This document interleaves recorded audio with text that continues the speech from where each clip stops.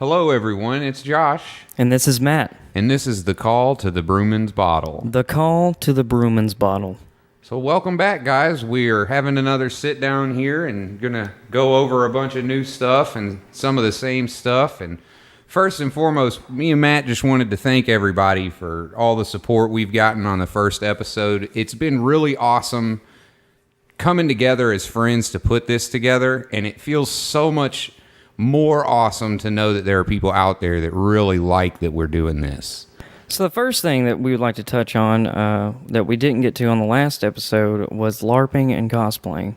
Yeah, we talked a little bit about the fact that we are LARPers in the last episode, and we didn't really go into a whole lot of detail about that, but really and truly, LARP has become a really large aspect of both of our lives. Don't you think that's right, Matt? Yeah, that's true. We've been doing a game called Dagger here for such a long time now. We've seen tech change. Fighting has gone from something that's just, a personal status symbol to yourself, I would say. You want to be a certain level of physical presence to point that you have a whole community of people now that take part in what used to feel a lot like a live action role play. Now it feels a lot more like you're out there actually putting yourself against somebody that's really been training, And the look has changed a lot too. Garb back in the day was more of a medieval stance, and it's definitely deep-rooted fantasy nowadays. Oh, certainly. I remember seeing a lot more of the Viking-esque people in our game, but and a lot less of the weird fantasy things, and now you see a lot more people coming out from all kinds of different genres. Warhammer's been one that's really taken the field heavily lately. And we've kind of dabbled in the game on Plastidip as well, which kind of gives a ultimate look overall to the weapons and gear that we use. Yeah, some of the Plastidip shields from 10 feet away look like they're straight real, like a real metal shield, but this is something that I personally feel 100% fine with somebody hitting me full force with it. So, what got you into the game, Josh? Well, that's actually a really cool story, but the long and short of it is I was a young kid that found my place in fantasy through a game called EverQuest, which we've talked a little bit about. And in doing so, my brother and I really became those kids that were into this fantasy world and all of this stuff. And we had an adult in our lives reach out to us and tell us that this game existed. And it was called Dagger here. And it was so much of what me and my brother found interesting about this fantasy world. It was brought to life through this game. So we just found ourselves enthralled with our abilities to make a persona in this game and go out and fight. Because EverQuest was a game that was entirely about really combat when it came to what my brother and I enjoyed about it. And Dagger here is mostly combat. Exactly. I mean, you come up with a name for your character that means whatever it may mean to you, however small or large that may be. And then you go out and you dress up accurately like that character that you can pull off, and then you fight. That's it. It's a location-based damage system, and one of my favorite things about that location-based damage system is the way that the honor system goes, that if you feel something, you take it. If it's what you would consider an adequate sufficient shot, force, then you feel what you feel would cause damage to you, and you take it. The you causing damage to somebody is actually something you have very little to do with beyond being the one that swings the sword. What happens to your opponent is completely his decision, truly. And it's up to him or her to follow their code of conduct. Yeah, how they view the MOA. And if it's so bad that they're not understanding the MOA or they're not following the rules, and then they can be removed from the field. And so we got into it through this fantasy world that we knew through EverQuest. What about you? Actually, a gentleman that was already in the game came up to a local comic book store that I was at, and while in the midst of playing a Dungeons & Dragons game, we were informed that we didn't have to roll dice anymore, that we could dress up like our characters and actually go out and fight. And lo and behold, the location of our fighting field, my first fighting field, was only 45 minutes away. So we hopped in the van the next week once we met up, and this already LARPer decided to show us the ropes a little bit, and I haven't turned my back since. Right on, man. So you were playing a D&D session, and then somebody came to you and basically said... Almost like a movie. You don't have to do this anymore. You can come and do it for real. Yeah. A lot less randomness involved, I think. I think it's a little bit more of a skill game than D&D can be. That's the truth. It takes time and patience and a lot of practice and training to get good. Yeah, I've actually heard some people call it a type of a Western martial art, which I can feel that sentiment toward what we do, but I think it's a lot more of you're getting good at our game, less that you're getting good at a fighting style. Yes, it is definitely high fantasy stick fighting, right? If anything. Yeah, I mean, if our swords were to cause the damage that they're imagined to cause, they'd have to be some magical swords for sure. So in doing this, I know we ended up meeting originally through this game, which is interesting in its own right, because I don't have years and years ago. Yeah, I don't have too many people that I met through the game that have become such amazing friends as I do, where I'm going to live with them and stuff. But I've built some relationships in this game, and I think that particular aspect of our game is really, really cool, because these relationships are very important to me, and they've started to really reach their hand into my life. And I realize, okay, well, we've gotten into this game, but really I've met some really like-minded people. Yeah, the camaraderie is pure and simple, to say the least. So when we started attending the events, when we started crossing state lines to go and participate in fights, that for those of you that don't know much about Dagger here, you can go to events all across the nation and find thousands of people willing to fight with you oftentimes.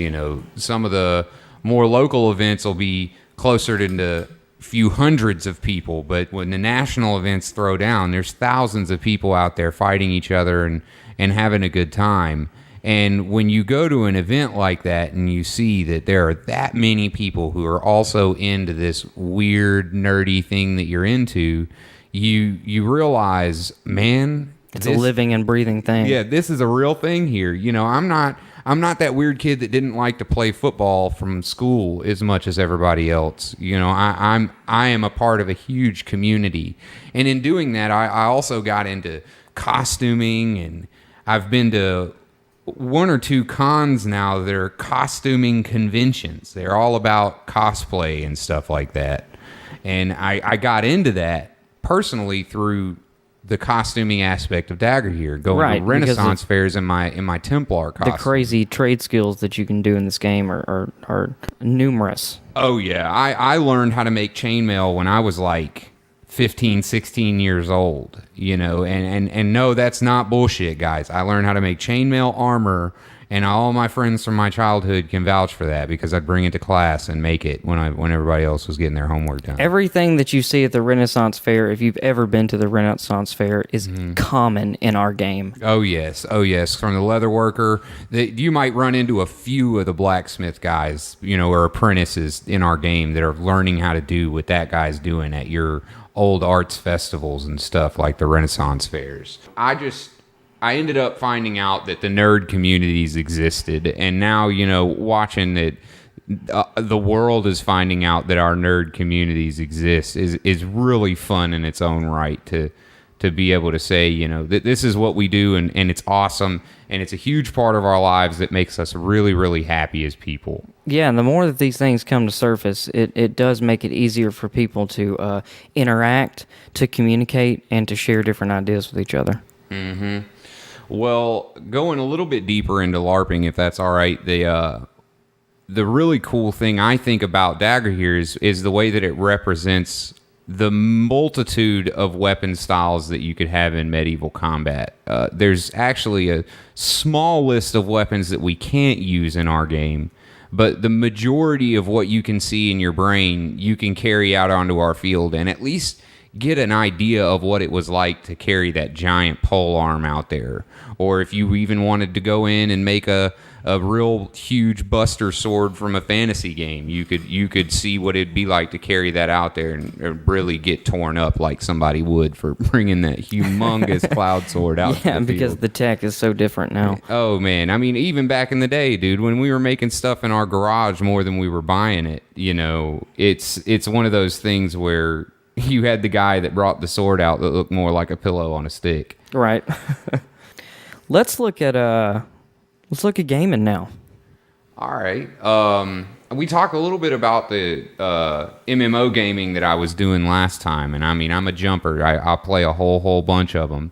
I actually reactivated my Final Fantasy 14 account this past week, and I'm loving it again. It's a game that I got on a couple of the first betas, the open betas for that they let out for pre-orders, and it was a lot of fun back then, and now that it's opened up the cutscenes and they're adding a lot of content storyline wise, it's a really involving game. But it is one of those games that doesn't really feel that way until the latter levels. So tell me about this crazy rating system that it has. All right, well, it's not necessarily a crazy system as much as it's a plethora of content. There's a ton of different things to do. Once you hit level 50, it starts to take you on the story quests as more of a means to unlock the raiding content. So you get through it and you're doing these storyline quests and you're going in, you're killing these big bosses, and you're also progressing into the newer and newer content that they have in the storyline. One of the things that really gets it for me is that it's a lot like WildStar in the fact that you're moving, you're dodging, you're doing all kinds of stuff like that. But it's a lot of field interactivity. Oh yeah, there's a lot of AoEs going on and stuff like that. In most of the fights, they're also really mechanically minded. So they'll have different things that you need to be paying attention to during the fight, stacks of certain debuffs to go interact with this switch that's going to remove your debuff or whatever. It has a lot of those things that I think the modern raider is looking for. It's looking for the thing that's, not going to let the guy that's got a really high gear score but a really low skill level make it through most of the raid content. So in that aspect, the game is really, really pleasing for a in-game gamer like myself. Once you get to the max level, I want your game to give me more and more and more, because I've spent however many hours making this hero that I really enjoyed playing. Well, let me keep enjoying him. What about Here's the Storm, dude? I cannot get off that game. It is too fun. Heroes of the Storm, actually talking about in-game content, Heroes of the Storm has got some really cool things to come for us in this beta. We've actually spent a lot of time playing the game, but one of the things that we haven't done is unlock the full potential of our accounts. Mm-hmm. The ranked gaming that comes later on in a lot of the Dotas, in a lot of the MOBAs. Dota's obviously my first love in MOBAs. Because it's Dota. Because it's Dota. In MOBAs, you have the matchmaking that you do when you first start, where your wins and your losses aren't a huge deal. But once you reach a certain level on your account, you can enter the gameplay in ranked matches. Heroes League. Yeah, in Heroes of the Storm, you have the Heroes League. So once you get your account to a certain level, which I believe it's 30 for Heroes League and 40 for Team League or something like that. But once you hit those numbers on your account, by that time you'll have made enough gold in Heroes of the Storm to have bought quite a few heroes. Once you get to level 5, no matter how much gold you've attained, you automatically get 500 just for getting there. Yeah, on whatever hero that you're playing. Once you hit that 5th level, 500 gold. So it's encouraging you to branch out among the heroes, and it's going to allow you to gain that gold for doing that. And then you're going to purchase the heroes that you want to play. And then once you have 10 heroes purchased and whatever account level that you have, you then unlock Hero League. And this is basically the first rendition of ranked matches in Heroes of the Storm. So You got your 10 heroes, and it basically gives you an all-pick ranked match. So not only are you playing the game and leveling up, but you're also specifically buying the characters that you want to play in the inevitable MMR matches. Right. As far as I've understood when I'm reading, which, I mean, it could be a mistake, but once you get there, you'll have your list of heroes that you've played that you'll pick from, and then you'll go into these matches. And one of the cool things about ranked matches, if you're somebody that's into MOBAs but you've never really made it this far, is that the people in those matches often care.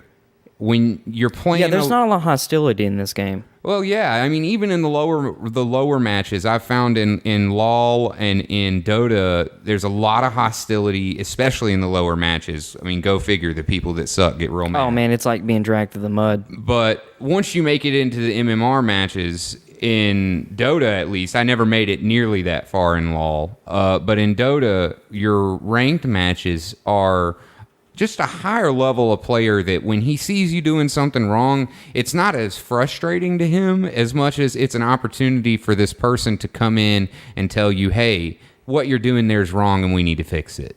You know, and it's also people who are saying, you know, this is what I'm going to do, because they're going to communicate with you because in this specific match, it means something to them to do well. So, now that we're on Heroes of the Storm, what is your favorite character right now, dude?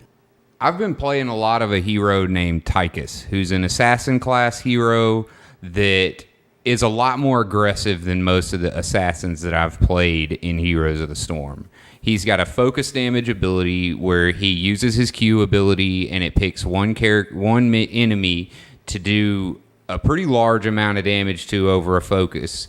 And then all around that enemy, it does smaller amounts of damage to whatever heroes or creeps are surrounding him.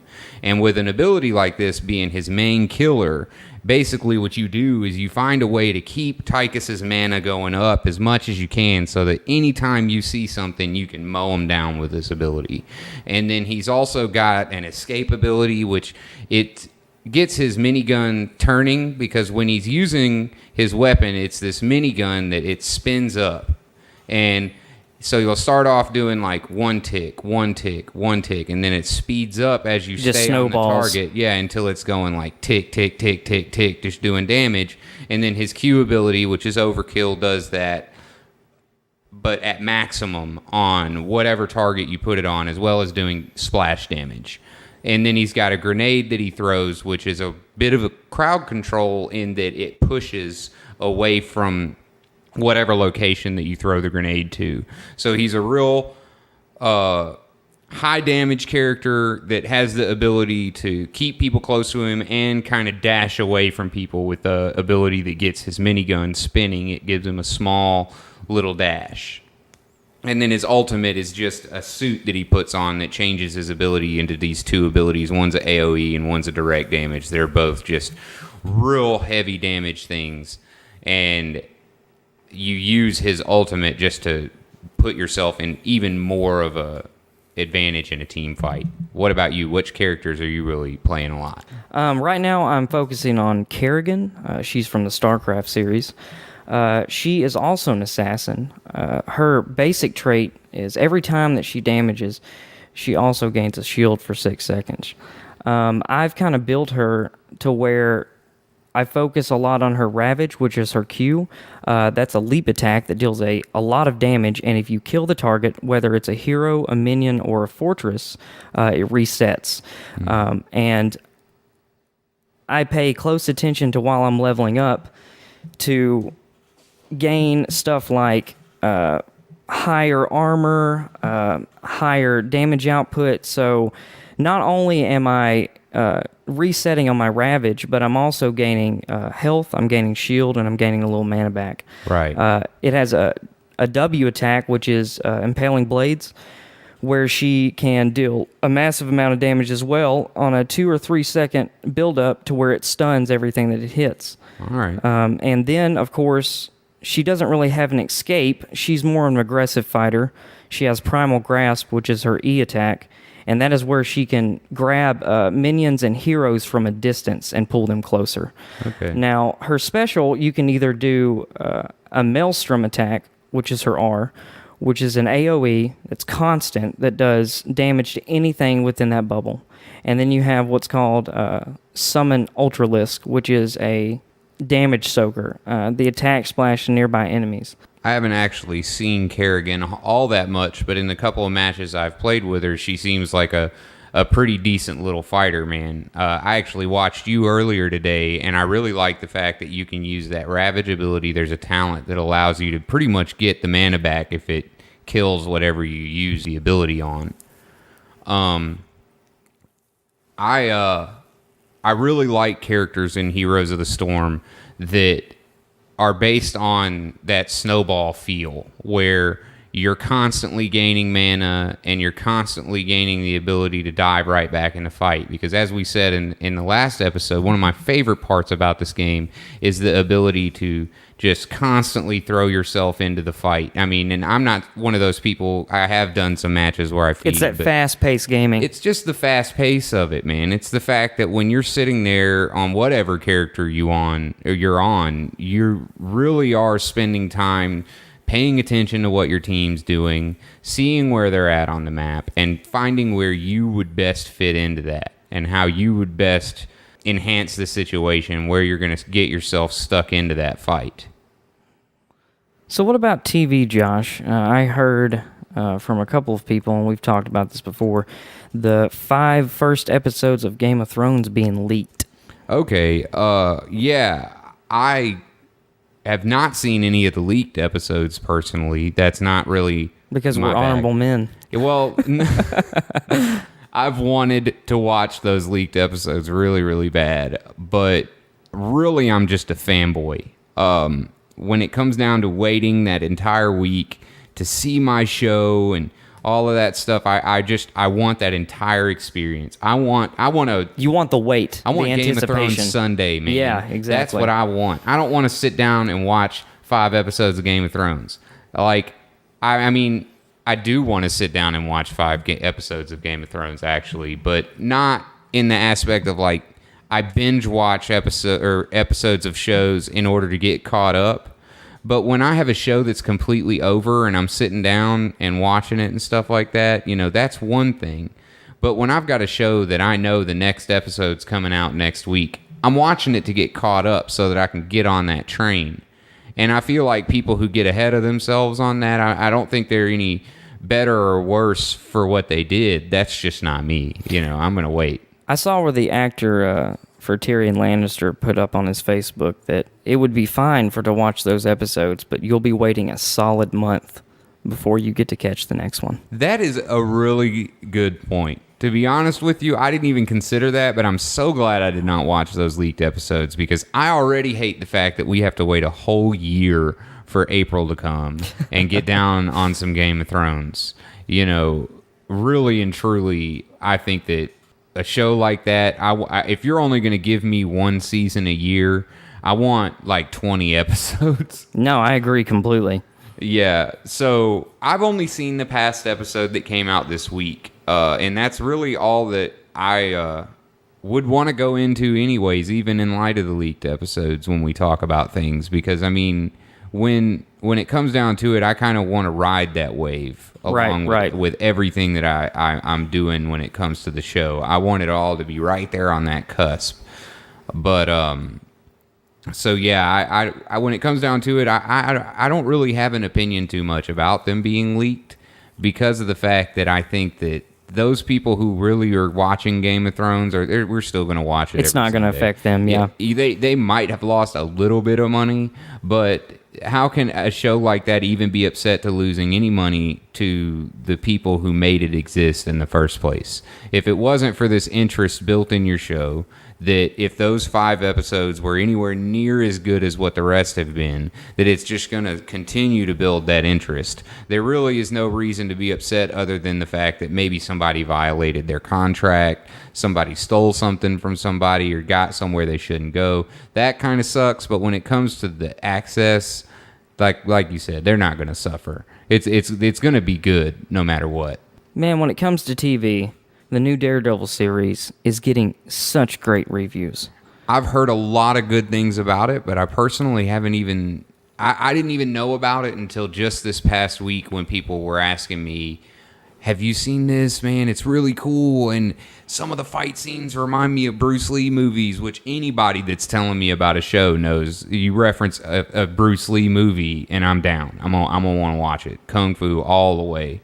But yeah, I've heard a lot of really good things about it, but I really haven't sat down to watch it at all. Have you seen any trailers or anything? I've watched a couple of episodes. Netflix put it out, which is really cool. And for almost every review that I've seen, it's been like 95, 97, or 9 out of 10. Even Rotten Tomatoes almost gave it a perfect 100. Hold the phone. What is going on with Netflix right now? I just want to inject this real quick. Netflix is going hard on making good shows right now and putting out good stand-up specials and whatnot. And I really think that what they're doing for TV is beyond anything anybody expected when it first started saying they're going to email us DVDs or mail us DVDs. It's definitely transformed into the perfect cinema experience at home. But yeah, so what about this awesome Daredevil show that is yet another notch in the belt of Netflix? Well, first off, it gave us an entire season.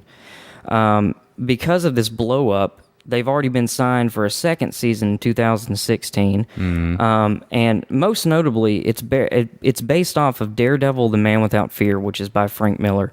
And they have stayed extremely consistent to the timeline and the streamline of the actual comic. Oh, so you've read the comic it's based on? I have not read the full comic of what it's based on, but I have picked up snippets of it, and from what I can tell, everything from he gets hit in an accident, the truck overturns, toxic chemicals affect him, because in the original, Matt's in law school when his father actually dies. Matt is blinded by the chemicals in this one, and his father dies early on, trying not to throw an actual boxing match. Mm-hmm. I guess that's really it when it comes to TV. Game of Thrones and Daredevil can really take up that spot when it comes to watching stuff. So what about these movies that are coming out, man? We once we got into that little rabbit hole, we found out that there was a lot of good movies coming out. Yeah, there's some really, really cool things coming out along the lines of our interests specifically. It seems like every time there comes a new list of movies that comes out, more and more of them are geared toward the high fantasy or superhero or just these epic movies that it seems like that's all that's coming out right now. Or literally. As far as I'm seeing. But right now, one of my biggest interests personally would have to be Mad Max Fury Road. That right now looks like something, because when I was a kid, I remember sitting down and watching these Mad Max movies and thinking, this guy is one of the most awesome dudes on the planet. And he's out in this post-apocalyptic world, which Mad Max was my first exposure. He's the modern-day superhero, man, to a certain degree. I mean, he's the lonely cop against everyone. Right. That movie right there is just playing towards something that when I was a kid was so cool to me.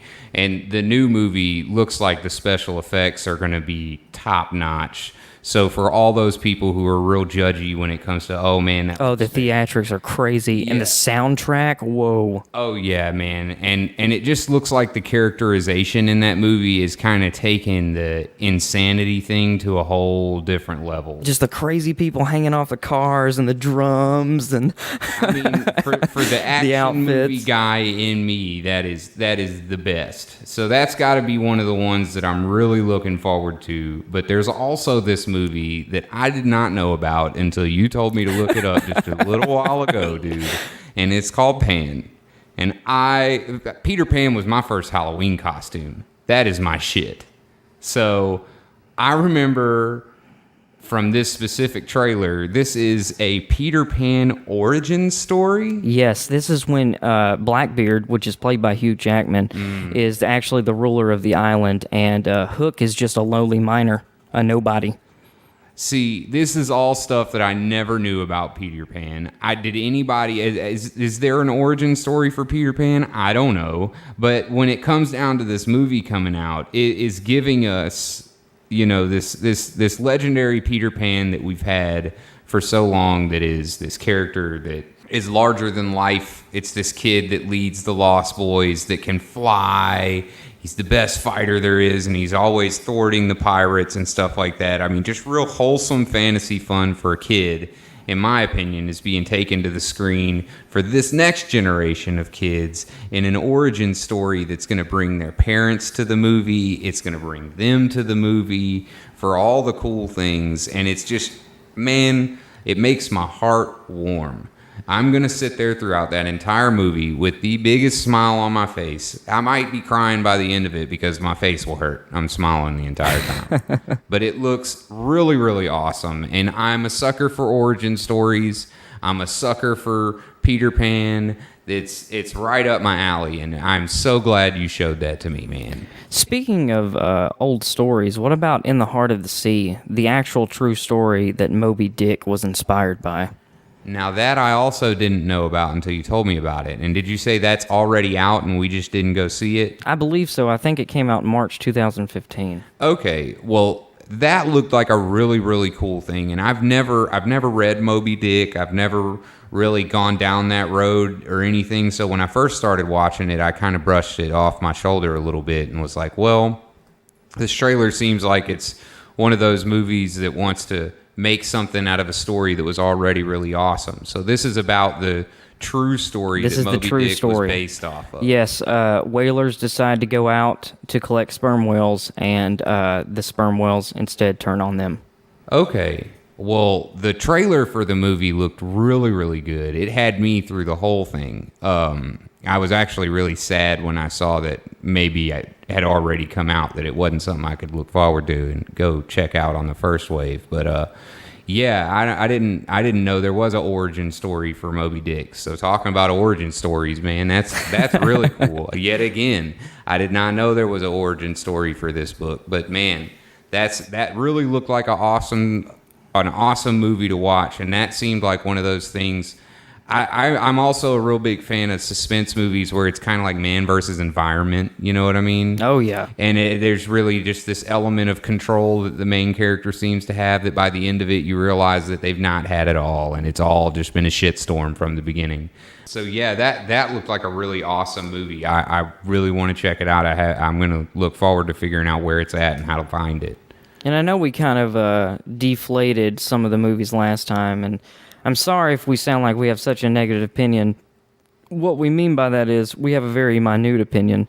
The new Fantastic Four that's coming out, let's hope that it's better than the old ones. Well, Fantastic Four has always been a group of superheroes that haven't really piqued any of my interest at all. When it comes to the superhero allegiances and stuff like that, I mean, superheroes are a stretch for me to begin with. So when it comes to these superhero groups, I'm kind of iffy on that. I did enjoy The Watchmen when it came out, and that's a superhero group. It's my favorite. But when it comes to this new Fantastic Four movie, knowing what I know, having seen the other Fantastic Four movie about it being a group of scientists going out into space and then something happens that changes them, this seems like a take on that story. Like they focus on the humanity aspect of it all. The fact that these aren't aliens, these aren't convicted billionaires, these are real people who had real jobs that had applied themselves in life,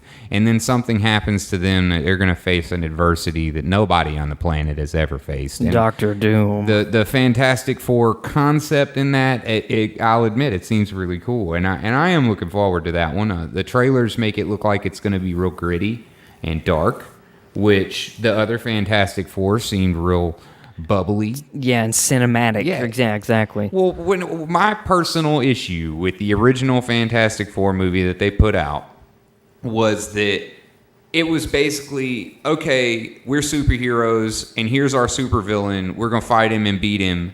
We're done. Yay, movie. Woo. Okay, that's not, no. I'm not on board with that even partially. You want to feel it. Yes, I want I want a superhero story like the past few Batman movies that have come out. Speaking of Batman, what about Batman versus Superman: Dawn of Justice? Now that looks pretty awesome to me, and I'm gonna go ahead and say that in the trailer, Ben Affleck looked awesome in that future Batman Yeah, I was, suit. I was complaining up and down, and then I saw his demeanor and how he carried himself, and his voice was damn good. I mean, either they picked the best scenes for the trailer, or he's doing a great job. 'Cause it really looked good. When it comes to the voice, it's really kind of got a robotic element, which is one of the things I was afraid of, because some actors, their voice. It doesn't matter what they're trying to do, what kind of accent they are trying to put on, you hear them. And Ben Affleck, I think, is one of those guys that I would hear through the Batman voice because I've heard him so much. So I feel like the voice is going to do really well.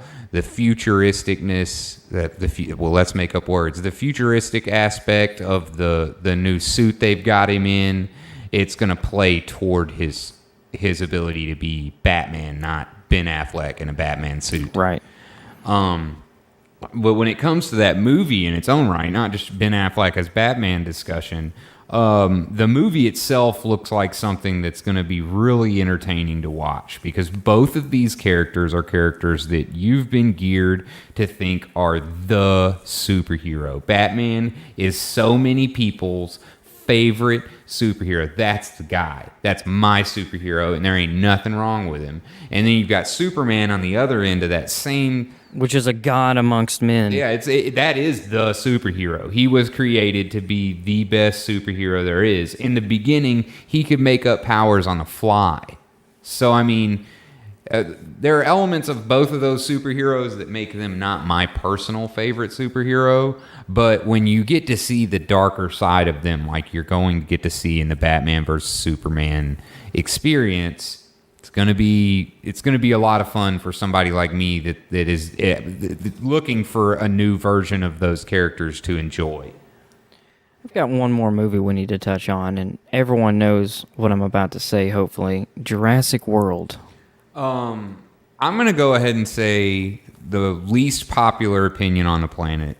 I think that this is a bad decision to make this movie. I love Jurassic Park.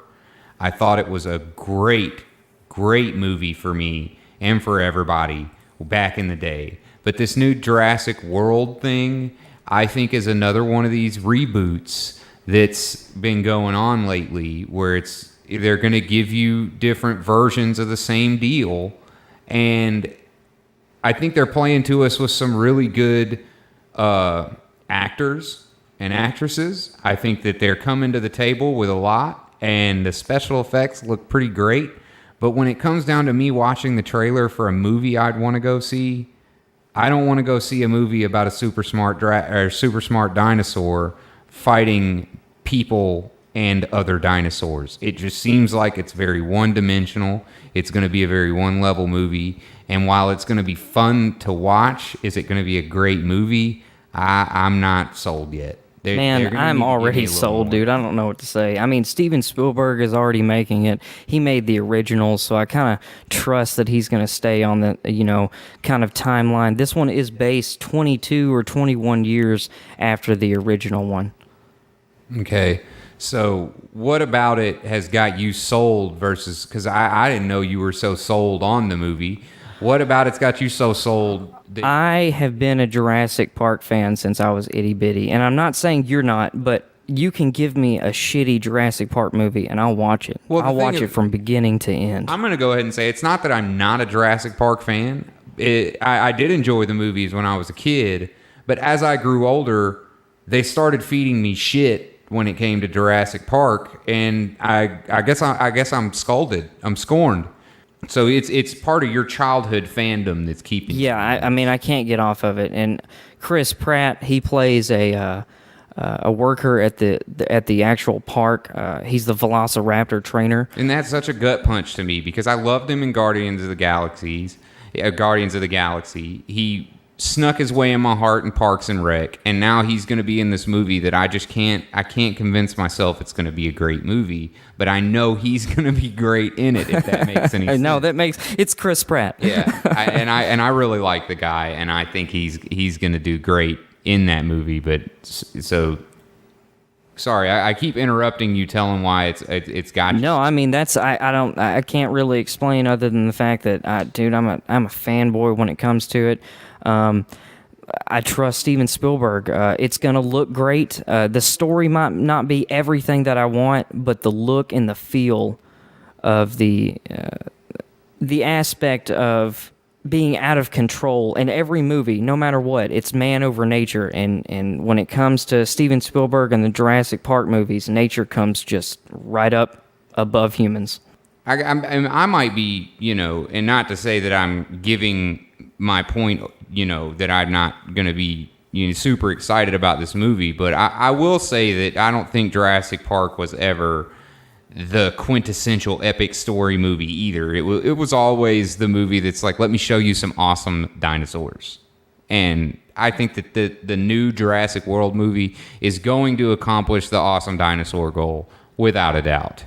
So, what about books, Josh? Have you read any books lately, or? I did just recently finish the third book in the Horus Heresy, which is a Warhammer 40K book series about basically the beginning of the game world, I would say. In Warhammer 40K, for those of you that don't know, you're playing in a super futuristic galaxy that's constantly at war. And the Horus Heresy is a description of the galaxy when it was humans unified trying to conquer the galaxy instead of the consistent warfare that it is now in the current game universe. But across the entire galaxy. Right. It's about the original crusade when the humans come out in the name of the Emperor and attempt to conquer the galaxy. The thing about this specific book series that has me is the way that it's telling the story of some characters that I've only known in a game world for years and years and years. I've been a 40K player going on 4 years now, which is young compared to a lot of people. But in the scope of things, I've been into 40K long enough to really get a foothold in what I like and get a healthy knowledge of the universe. So I've started reading the Horus Heresy books just to affirm my knowledge in my favorite race. You know what I mean? Humankind. Definitely. Anybody that knows anything about me in RPGs, in any game, I am the quintessential white knight. And that's not to say that I'm a white knight in the current understanding of the internet, but I'm a white knight in that I think that the good guys are some of the coolest characters in most fantasy stories. Any story that I read in my pursuit of nerddom, I find the good guy to be oftentimes my favorite character. It's really that rising up against adversity, that blind faith thought process that most of the good guy characters have that just has me. And so this is the story about the good guys in Warhammer 40K and what happened to take them from the quintessential good character to the really chaotic character that is the Space Marines in the game It gives universe. you an entire roller coaster feeling of going all the way up to what is perfection and what is domination, and then crashing down through corruption itself. Exactly. I mean, well, there's the God Emperor of the Warhammer 40K universe, who's the leader of mankind. And they don't just call him the God Emperor because he's really, really cool. He is the God Emperor. This is the God Emperor. And if you read into the lore and stuff, you find out that there's some truth to that statement. And the Warhammer 40K universe doesn't really give you much of an explanation as to why this God Emperor of mankind can't solve the problem. And Horus Heresy gives you a thorough understanding of why the Emperor can't solve the problems of the galaxy. And it tells you exactly what happened to take him to where he's at now. I personally believe that if there would have been unhindered progression for mankind, then the Emperor wouldn't have had a problem conquering the galaxy. Man, I love these theories. It wouldn't have been an issue. But coulda, shoulda, woulda. Right. He made Horus the War Master, and stuff went cray. That's what happens. But so there's that. I'm actually looking at on my desk right now. There's this book, Mage Storm, that you got me for my birthday, along with the Children of Hurin. The Warhammer fantasy novel? Yes. And I really enjoy Warhammer fantasy novels because they're standalone, awesome stories, usually less than 300 pages. You're going to sit down for about a week, you're going to read, and you're going to find out about this real cool character that you may or may not ever hear about again. Because the Warhammer fantasy universe is just full of those dudes. But regardless, from beginning to end of the book, it's an explosion of action. Oh, yes. Oh, yes. And if it's not action-packed when it comes to the Mage Storm book that we're talking about right now, it's got elements of the other Warhammer fantasy cool characters. There's a witch hunter in this book. There's a warrior priest in this book. And they're both the best, really, right? really cool. There's chaos sorcerers in this book. So, in the end, the Warhammer fantasy books just want to give you everything that they can that's cool from that universe, all packed into this little 300-page book of awesome.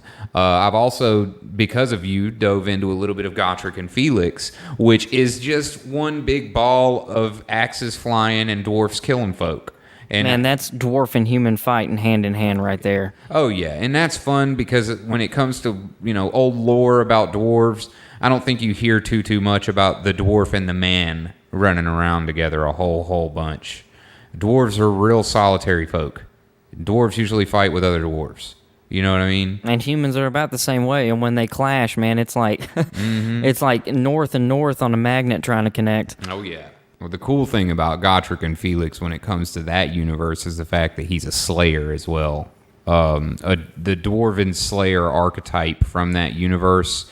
For anybody that doesn't know that, a dwarven slayer from Warhammer, this is a dude that goes to try to find the most epic battle he can to die in. To atone for his sins. His shame is so deep because the dwarves are usually so racist that they could not handle what this person did, and so his punishment is to be sent out among the other races. And he's normally, being a dwarf, so ashamed or whatever, that he takes these oaths to go and die as well as he can to try to regain his name. And the entire time, Felix is trying to keep him alive, but yet their camaraderie is not rocky in the sense that even though Gotrek wants to die, Felix cares way too much. Oh, yeah. And in games that I've played with our buddy Chris that makes a dwarven character much in the... He plays the perfect dwarf. Oh, yeah. He is the perfect dwarf, if you ask me, in real life, too. But he plays the perfect dwarf in roleplay in that he's that guy that is looking for that fight. He's taking care of his friends, and it's real hard to become his friend. But once you do, he's got you. But he's also playing the aspect of that he's out there to die. He's not looking for help. And much of the Gotrek and Felix, Felix trying to come in and help Gotrek, and Gotrek is like, I'm trying to die here. What's going on? This isn't the way that this relationship is supposed to go. I'm going to protect you and die in shame, an awesome, epic battle shame, and you're going to watch it and be proud that I did it. But Felix doesn't really catch with that. That does not mesh with him. What about you, man? I'm sitting here steeped in fantasy. What's been going on with you along the literature level? I'm in fantasy, but it's a different avenue. I've started to get on an author called Neil Gaiman, a man that I think now is encroaching on being one of the best authors I've ever read. I just finished a book called The Ocean at the End of the Lane. It's about a 7-year-old boy that meets an 11-year-old girl at the end of his road. He has a normal family, it seems, but she doesn't. And Neil Gaiman really sucks you in with the adult literature, how he describes everything, even down to his punctuation. He just draws you in.